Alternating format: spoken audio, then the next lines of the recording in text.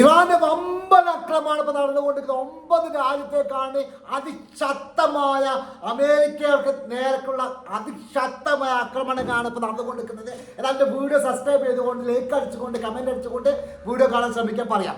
ഒന്നാമത്തെ കാര്യം ജോർദാനിലെ അമേരിക്കയുടെ പട്ടാള ക്യാമ്പുകൾ, അതുപോലെ തന്നെ ഇപ്പം നടന്നുകൊണ്ട് 1 മണിക്കൂർ മുമ്പ് നടന്നുകൊണ്ടിരിക്കുന്ന കാര്യം നമ്മൾ പറഞ്ഞുകൊണ്ടിരിക്കുന്നത്. ജോർദാനിലെ അമേരിക്ക പട്ടാള ക്യാമ്പ്, അതുപോലെ തന്നെ അവിടെ വിമാനങ്ങൾ ജോർദാനിലേക്കാണ് അതിശക്തമായ ആക്രമണം നടത്തിയിട്ടുള്ളത്.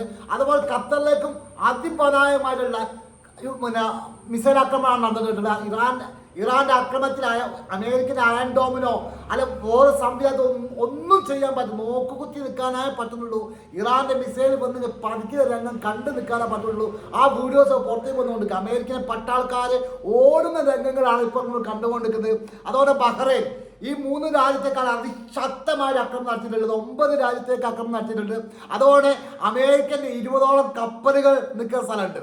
ആ സ്ഥലത്തേക്ക് കപ്പൽ കൊണ്ട് ഓടുന്ന രംഗം കാണുന്നുണ്ട്. കാരണം കപ്പൽ നേരേക്കാണ് ആക്രമണം നടത്തിയിട്ടുള്ളത്. 9ഓളം കപ്പലിന് നേരേക്ക് ആക്രമണം നടത്തി.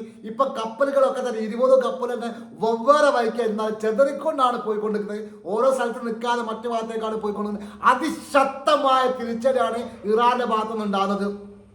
അതേപോലെ തന്നെ കഴിഞ്ഞ മണിക്കൂർ മനസ്സിലാക്കുന്ന കാര്യം എന്താ പറയുക, ഇറാൻ ആക്രമിച്ചതിന് ശേഷമാണ് ഇറാൻ തിരിച്ചാക്രമിക്കുന്നത്. ഇറാൻ ഇപ്പം IRGC പറഞ്ഞൊരു കാര്യം എന്താ അറിയോ, ഞങ്ങൾ ഇതിലേക്ക് ഒരു മിസൈൽ ഇട്ട് കഴിഞ്ഞാൽ, ഇറാനിലേക്ക് ഒരു മിസൈൽ ഇട്ട് കഴിഞ്ഞാൽ അങ്ങോട്ട് 2 മിസൈൽ ഇടും. അതാണ് ഇറാന്റെ ഇപ്പോഴത്തെ നയം. കാരണം അറിയോ, യുദ്ധം പൂർണ്ണമായിട്ട് അവസാനിച്ചെന്ന് പറയാൻ പറ്റില്ല, യുദ്ധം തുടങ്ങിയിട്ടുള്ളൂ. കരാറുകളൊന്നും പാടത്തിലൊക്കെ വെക്കുന്നുണ്ട്.